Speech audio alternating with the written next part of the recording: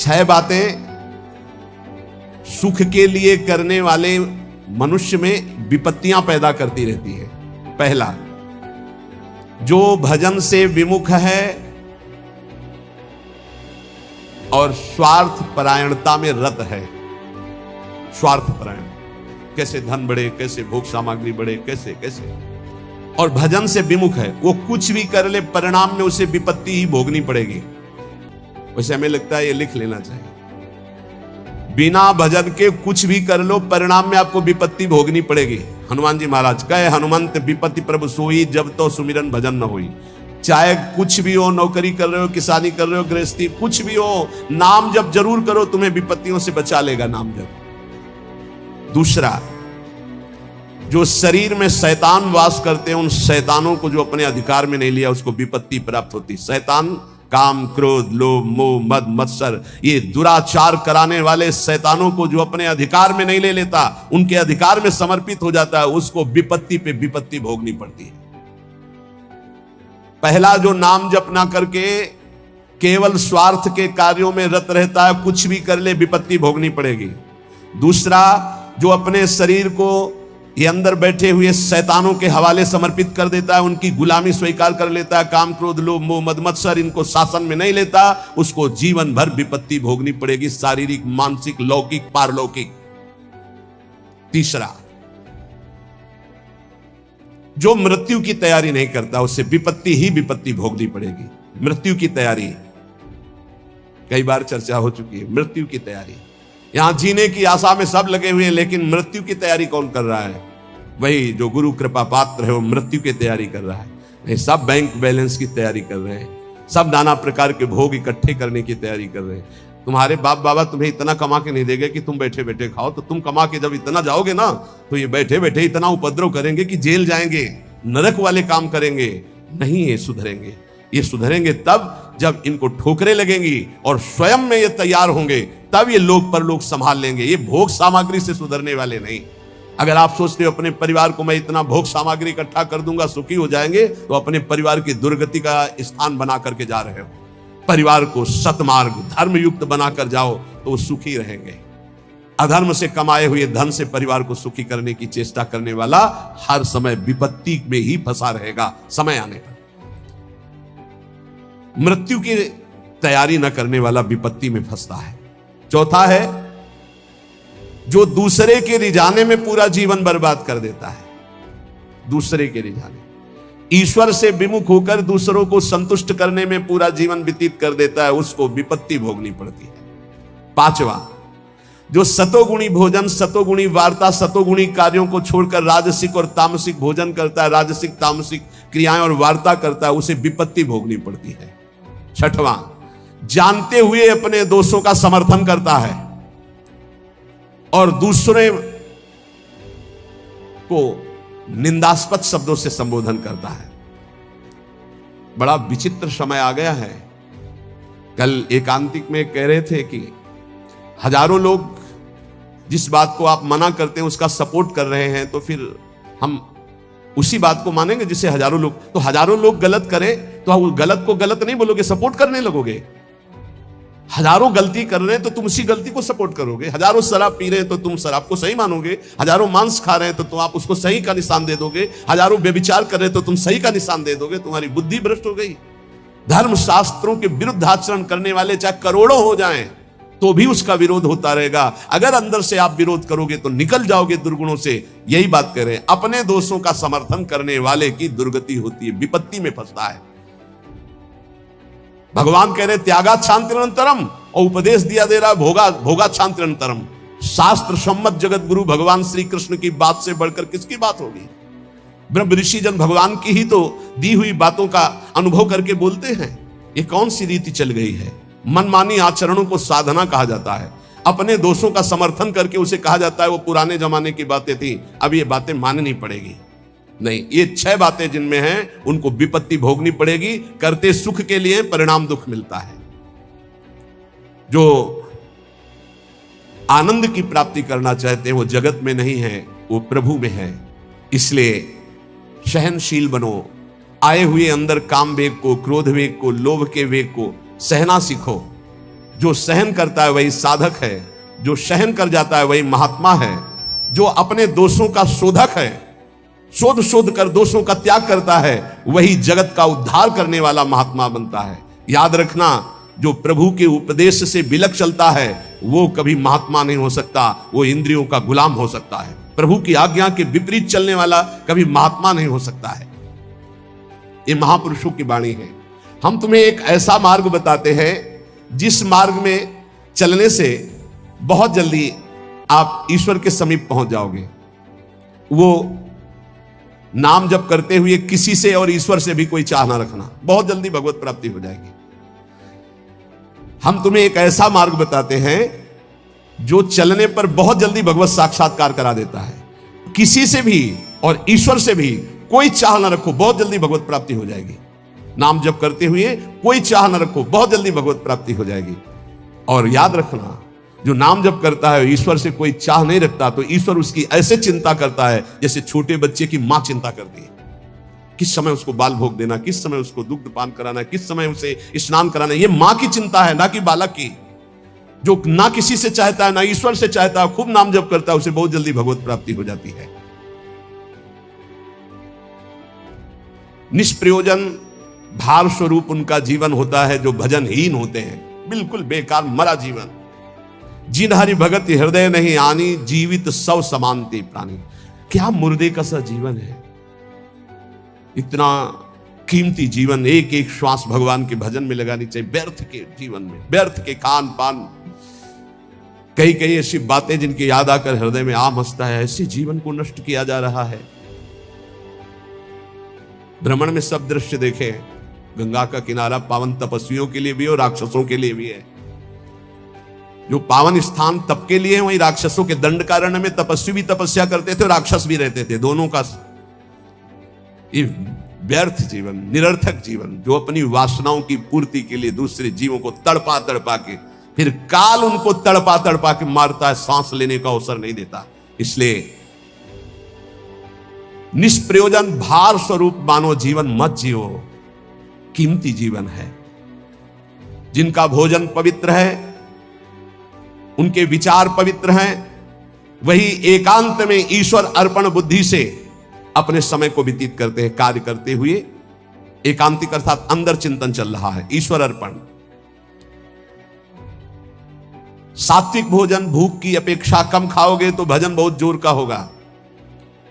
लौकिक प्रतिष्ठा बढ़ने लगे तो भगवान से प्रार्थना करो कि आपका स्मरण न छूटने पावे, लौकिक प्रतिष्ठा में महत्व न होने पावे।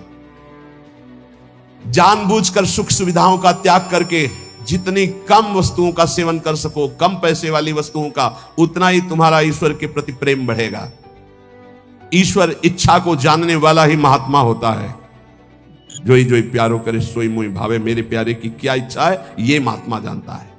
अन्याय से प्राप्त वस्तुओं को पाने वाले के सारे करण पाप लिप्त हो जाते हैं। अंतःकरण, बुद्धि, मन, चित्त, अहंकार, वो इच्छा ना होने पर भी दूषित अन्न के कारण पाप इच्छा प्रकट होकर उससे पाप कराती है।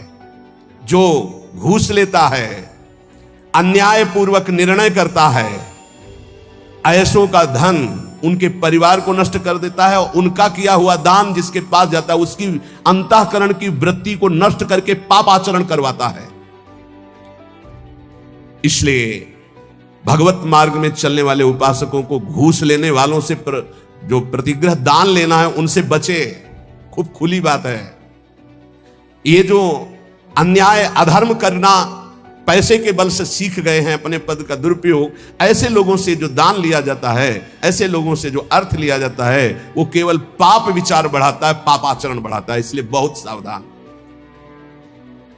देखा महाप्रभु चैतन्य देव से जब महाराज प्रताप रुद्र बड़े महाभागवत थे, उनके दर्शन करने की बात सामने रखी गई कि वो दर्शन करने आना चाहते, तो उन्होंने कहा तुमने क्या समझ रखा है, एक मैं वीतराग सन्यासी में राजा के दर्शन के उनके लिए दरबार में जाऊं या उनको यहां बुलाऊं, मुझे क्या आवश्यकता है। नहीं, राज दर्शन भी निषेध। ऐसा जो उपासक चाहता है कि मैं सच्चे भाव से भगवान के मार्ग में चलूं, तो पाप कर्म करने वालों से, उनके द्वारा दी हुई वस्तुओं से बहुत दूर बच करके भूखे रह जाओगे तो ठीक है, उनका अन्न न जाने पावे। ईश्वर भक्त अदृश्य परमात्मा की इच्छा का अनुमोदन करता रहता है और वो देखता रहता है कि मृत्यु हर समय हमारी प्रत्येक श्वासों को गिन रही है। इसलिए वो सर्वांग सुंदर होने पर भी अपने शरीर का राग नहीं रखता और तपश्चर्या के द्वारा, शरीर के द्वारा भगवान को प्राप्त कर लेता है। ईश्वर के सिवा दूसरी कोई भी वस्तु मिलेगी वो टिकाऊ नहीं होगी, परिवर्तनशील होगी, नाशवान होगी। मनुष्य जीवन प्राप्त करके ईश्वर को प्राप्त करना ही खास वस्तु प्राप्त करना है। बाहर से निर्धन देखने वाला उस नाम जापक को नहीं जानता कि कितना बड़ा धनी सर्वलोक महेश्वर भगवान को अपने अधीन किए रहता है, जो निरंतर नाम जप करते हुए बाहर से निर्धन रहता है। तुम बाहर से निर्धन दिखते हुए अंदर से महान धनी हो यदि नाम जप करते हो, और ये बाहर से जो धनी दिखाते हैं अंदर से खोखले हैं, इनके पास अहंकार गर्व के सिवा कोई सच्चिदानंद बात नहीं है। इसलिए ईश्वर का अवलंबन अर्थात भगवान की शरणागति, ऋषि मुनि भक्त जनों के द्वारा जो दिए गए वचन, उनका मनन, खान पान पवित्र जगह से, हिंसा और निंदा करने वालों से बिल्कुल बचो, उनका कोई भी शब्द या भोजन या संग ना आने पावे, निषिद्ध विषयों से दूर रहो, कुछ भी भोगने की इच्छा उठे उसको दबाकर रौंद डालो। ये तब भगवत प्राप्ति की योग्य बनता है। जो महात्मा आचार विचार परायण होकर धर्म में चले हैं उन्हीं के अनुसार चलो। सत्कार्यों में स्थिति प्राप्त करने के लिए उन महात्माओं का अनुसरण अत्यंत आवश्यक है। इस जगत में प्रभु के समान कोई सच्चा सहायक नहीं है। मूर्तिमान प्रभु के सहायक स्वरूप ये महापुरुष जन है, इन्हीं का आश्रय ले लो, इन्हीं के पीछे चलो तो सतमार्ग का दर्शन हो जाएगा। सतमार्ग पर चलाने के लिए ही पहली पीढ़ी जो हमारे गुरुजनों की है उसका अनुसरण करना है। महाजनों गतेन सपंथा, संसार केवल फंसाने वाला है, महापुरुष ही केवल मुक्त करने वाले हैं। कल एक भगत कह रहे थे, हमारे पिताजी ने कसम खवाया कि वृंदावन गए तो तुम्हें हमारी कसम है, हमारा मुख देखोगे, कसम का मतलब ही। बोले आपको गाली देते हैं, उनका धन्यवाद, कम से कम गाली दे रहे, साफ तो नहीं दिया। दक्ष ने साफ दे दिया नारद जी को, नारद जी को साफ दे दिया। कब? जब उनके पुत्रों को बाबा जी बना दिया। भगवान के मार्ग में जब प्रशस्त कर दिया दक्ष के पुत्रों को, तो दक्ष जी ने जल हाथ में लिया। जब नारद जी गए तो ये नहीं पूछा कि क्या हालचाल, कहा मैं साफ देता हूं, हमारे पुत्रों को भगवत मार्ग में लगा दिया, तुम 2 घड़ी से ज्यादा कहीं जिंदगी में टिकी ना पाओ। 2 घड़ी का मतलब होता है 48 मिनट। बोले इतने में तुम बहुत बड़ा काम कर देंगे, 48 मिनट में तुम बाबा जी बना देंगे भगवत मार्ग के प्रति। बोले आपके प्रवचन सुनकर हम माला जप करते हैं, वाणी पाठ करते हैं, थोड़ा तिलक लगा लेते हैं, वृंदावन की, तो वो कहते हैं हमारे लड़के को बर्बाद कर दिया इस नाम लेके। तो बात सही है, जो अपनी श्वासों को व्यर्थ में बर्बाद करते हैं, शराब पीते हैं, मांस खाते हैं, बेविचार करते हैं, गंदे आचरण में चलते हैं, क्या कैसे माता पिता हैं इस बात के लिए राजी हैं कि मेरा बेटा नरक जाए, इस बात के लिए राजी कि मेरा बेटा गलत आचरण करे, और वही शराब पी के जब आवे तो 2-4 मुझे थप्पड़ मार के घर से बाहर करे, ये आचरण? अगर माता पिता को भगवान मानकर उनकी सेवा करो। वो कह रहा था कि आप अपराध भर हमको ना बोध कराएं, तो एक बार अंदर से इच्छा कि अपने बाप को उठा के पटके और खूब धुलाई। तो हम कहा अगर हमें मित्र मानते हो तो एक शब्द भी कटु मत बोलना। गुरु मानते हो कि नहीं वो तो तुम जानो, दोस्ती के लिए तो हम हाथ फैलाते हैं, हम हित मित्र हैं। अगर हमें मित्र मानते हो तो ऐसे माता पिता के रोज पैर छुओ, उनमें भगवान की भावना करो और मेहनत करो, लेबरी करके भी कमाओ और उनको खवाओ पियाओ, और वो जब हमारी निंदा करें तो कान में अंगुली डाल लो और अपने सतमार्ग में चलो। बड़ा विचित्र समय है। जो माता पिता प्रथम गुरु कहे गए हैं, भगवान के मार्ग में चलाने वाले या सतमार्ग में चलाने वाले या संसार में कदम हमारे जो बढ़े, धन्य है वो माँ जो अपने रक्त को दुग्ध बनाकर मुझे पान कराकर इतना बड़ा किया।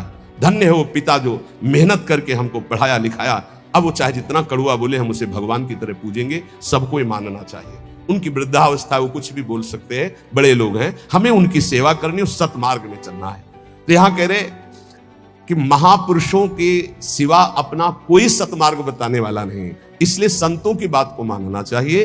वो अहेतुकी मित्र हैं, तुम्हारा अमंगल नहीं कर सकते हैं। इस जगत में प्रभु के समान कोई सच्चा सहायक नहीं, और प्रभु ही महापुरुषों के रूप में प्रेरित करते हैं आकर के अपने मार्ग को। इसलिए मन को सत्य मार्ग में चलाने के लिए पहली सीढ़ी संत महापुरुषों के वचनों के आधार पर चलो। आज हम सबके ऋणी हैं, सच्ची हृदय से ऋणी हैं, धन्यवाद देते हैं कि आज इस कलयुग के प्रचंड तांडव काल में आप संतों की बात मान रहे हैं। इसलिए हम आपके चरणों में प्रणाम करते हैं, क्योंकि इसमें आपका मंगल है। आप स्वस्थ रहेंगे, आप भगवत भजन करते हुए अच्छे आचरण वाले रहेंगे, तो आप हमारे बहुत बड़े हितैषी हुए, क्योंकि आप सुखी हैं, आपका मंगल हुआ तो मेरे कर्तव्य का पालन हो गया, मेरे साधु वेश का धारण करना सार्थक हो गया। आप हमारे बड़े सहयोगी हैं, आप हमारी भागवती उन्नति के बहुत बड़े कारण बन गए, क्योंकि हम धन्यवाद के पात्र तभी बनेंगे जब हमारी बात को मानकर आप धन्य हो जाएंगे। हमारा कल्याण हो गया, हमारा मोक्ष हो गया तो बहुत छोटी बात है। अगर हमारी बात से आपका कल्याण न हुआ तो हमारी बात की बात क्या रहेगी? तो हमारी बात को सार्थक और समर्थ बनाना आपका कर्तव्य है। यदि आपने अपने कर्तव्य का पालन किया तो मेरे कर्तव्य का अपने आप पालन हो जाएगा कि मेरा साधु वेश धारण करना, मेरा जीवन धारण करना, मेरा भजन करना, मेरा सतमार्ग में चलना सार्थक हो गया। हमारे देश के यदि 2-4 हजार लोग भी कुमार्गगामी प्रवृत्तियों को छोड़कर भगवत मार्ग में चल रहे तो हृदय से आशीर्वाद देता हूं। आशीष देने के लिए तपस्या की जरूरत नहीं होती। मां अपने बच्चे को आशीष देती तपस्या से नहीं, दुलार से। आप स्वस्थ रहिए, आपकी बुद्धि स्वस्थ रहे, आपके जीवन का परम लक्ष्य भगवत प्राप्ति आपके हाथ में आवे, आप कभी गलत आचरणों में ना फंसे। अगर वार्ता को सुन करके अपने मन में धारण करेंगे तो निश्चित ये वस्तु आपको प्राप्त होगी, क्योंकि हमारा जन्म सिद्ध अधिकार है भगवत प्राप्ति करना। जो संतों में पूर्ण श्रद्धा रखते हैं, अध्यात्म विषय में चलना चाहते हैं, उनको परमात्मा साक्षात्कार निश्चित हो जाता है। जो संतों में पूर्ण विश्वास करते कि ये जो कह रहे हैं सत्य। कभी भी अगर दान शब्द का आया है तो मन का दान कीजिए, श्वासों का दान कीजिए, अपने जीवन का एक एक कर्म भगवान को समर्पित कर, ये शुद्ध बातें परमार्थ की। अगर कभी दान पुण्य की बात चली तो पहले कह दिया है कि शास्त्र में लिखा है इसलिए पढ़ रहा हूं, हमारी आस्था इस पर नहीं है। हमारी आस्था का विषय हर श्वास भगवान नाम स्मरण हो, यही जीवन का परम लाभ। भगवान श्री कृष्ण चंद्र जी कृपा करके वर्णन करते हैं कि जब साधना अवस्था से सिद्धावस्था में उपासक पहुंचता है तो उसकी स्थिति क्या होती है? बोले यदृच्छालाभ संतुष्टो द्वंद्वातीतो विमत्सरः समा सिद्धावसिद्धौ च कृत्वापि न निबध्यते। अपने आप जो कुछ भगवान की इच्छा से व्यवस्था हो जाती है उसमें वो संतुष्ट रहता है सिद्ध पुरुष। तो साधक को सिद्धों का अनुसरण करना चाहिए। यथा लाभ संतोष सदा काहू सो कछु न चाहोगे, बहुत बड़ी सिद्धि है। यदि अच्छा लाभ संतुष्टो, मांगना बंद कर दो, ना भगवान से मांगो ना किसी मनुष्य से मांगो, मांगना बंद कर दो। यहां कह रहे मांगो मत, तो ऐसे देने के लिए बोलो मत, दोनों बातें संभाल के। भगवान की इच्छा ऐसे कर दिया, नहीं आया तो बोलना नहीं। कभी तुम बोलो मत और कभी तुम मांगो मत। ऐसे बोलने से अपराध लगता है और ऐसे मांगने से अपने इष्ट की निष्ठा जाती है। और बोल दिया तो कर्जा समझ लेना, और मांग लिया तो आश्रय छूट गया, ये बात समझ लेना। दोनों को अपनी अपनी निष्ठा में रखना है, ना मांगना है और ना देने के लिए बोलना है। ऐसे दे दो, कोई जान नहीं पाया। और जैसे हरि रखते हैं वैसे रह जाओ, और उसका एहसान मत मानो देने वाले का, तो दोनों का परमार्थ पुष्ट हो जाए। यदृच्छा लाभ संतुष्टो। बिल्कुल ये हम विनोद में बहुत खास बात बता रहे हैं। कभी संतों से, कभी भगवान के सामने, कभी ऐसे जैसे एक आए थे कि हमने कहा था कि हे हनुमान जी हमारा काम हो जाएगा तो आपको मंदिर बनवाएंगे। तो काम तो हो गया महाराज, मंदिर नहीं बना तो हमारी दुर्गति होगी। हमका पक्की, इसमें पक्की इसमें कच्ची नहीं होगी। देखो भगवान के सामने संकल्प मत करो। अगर आपको कोई मांग रखनी, देखो सत्संग सुलझाव का है। सत्संग मतलब सुलझना। हमारे बाप हो, हे प्रभु मुझे ये चाहिए, जैसे अपनी मम्मा और पप्पा से मांगते हैं तो कैसे मांगते हैं? हमें चाहिए। उनको हम ये थोड़ी कहते हैं कि हमको ये दे तो तुम्हें हम ये ले आएंगे, तुम्हें वो ले आएंगे, तुम्हें ऐसा। प्रलोभन देते हैं क्या? थपड़िया देंगे माता पिता। हमारा बच्चा हमको प्रलोभन देता है, जाल में फंसाना चाहता है। ऐसे थपड़िया जाओगे अगर प्रभु को प्रलोभन। और अगर बड़े दाता बनते हो कि मंदिर बनवा देंगे तो फिर काम हो गया, बनवाओ मंदिर। नहीं बनवाओगे तो फिर भगवान का जो विधान है वो आपको फिर परेशान करने लगे। कभी संकल्प मत करो, कभी भगवान के मंदिर में कुछ वादा मत करो, कभी संतों के पास कोई वादा मत करो। वादा करो तो फिर अक्षरशः पूरा करो, नहीं मत करो वादा। अपनी मांग रख दो। संत हैं पिता के समान हैं, प्रभु हैं परम पिता के समान हैं, हनुमान जी हैं हमारे गुरु भाई है, हमारे मित्र हैं, हमारे इष्ट के प्रेमी है। अम्मा तो अम्मा है जगदम्बा, उनसे का है। उनसे मांग लो, उनसे क्या कहले कि आपको चुनरी उड़ा देंगे, वो चुनरी की कमी है। अरे जिनके दूल्हा भगवान शंकर, उनकी चुनरी कमी, विश्वात्मा भगवान।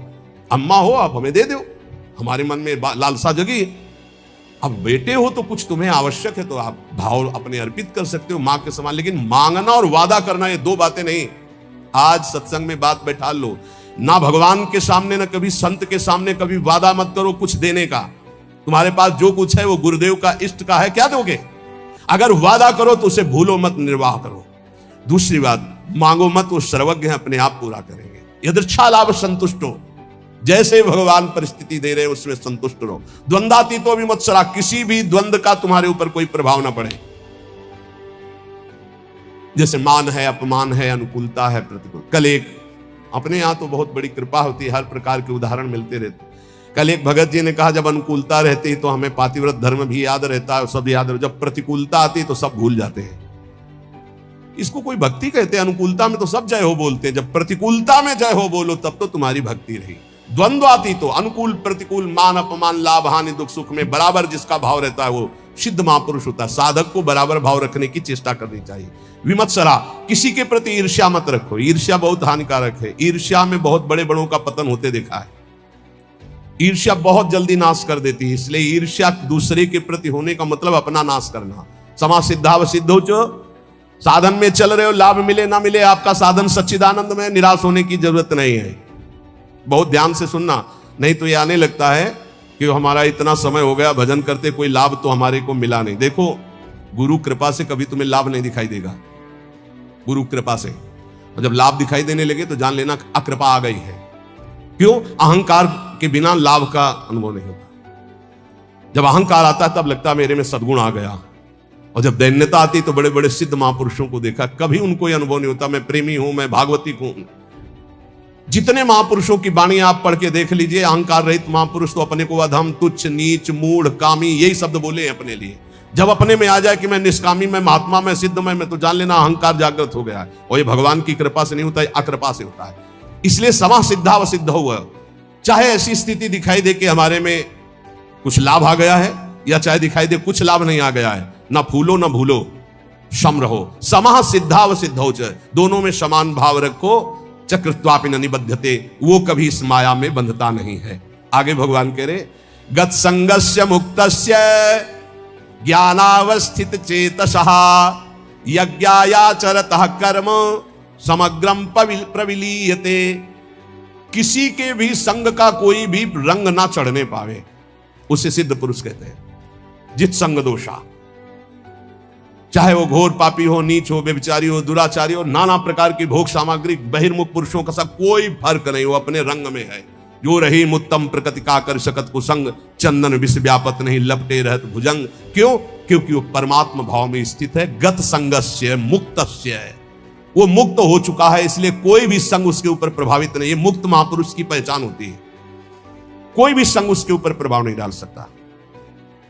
काम का, क्रोध का, लोभ का, मोह का, मद का, मत्सर का, कैसा भी संयोग आ जाए उसके ऊपर कोई प्रभाव नहीं। स्वात्मा रामम विषय मृग तृष्णाम भ्रमयति, मुक्त पुरुष कभी विषय मृग तृष्णा में भ्रमित नहीं होता।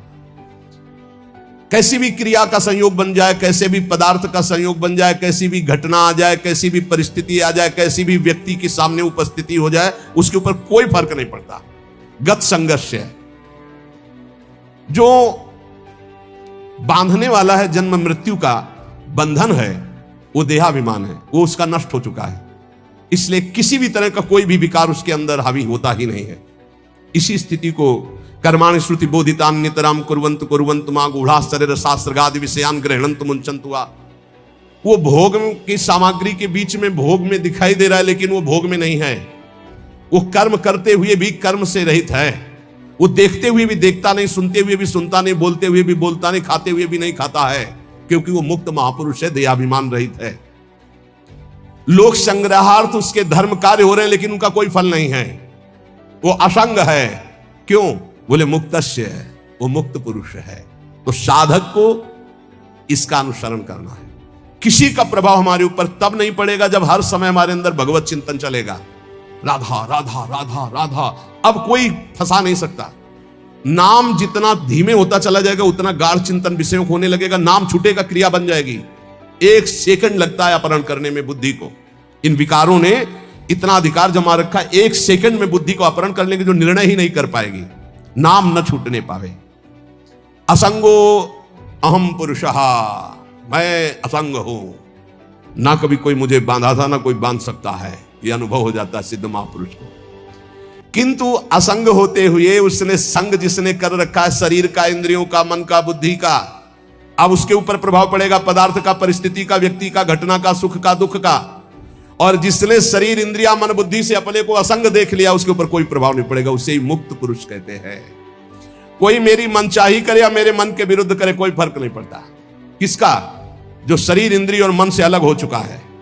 अलग क्या हो चुका है? वो तो अलग था ही, हां, अनुभव हो गया जिसको ऐसा।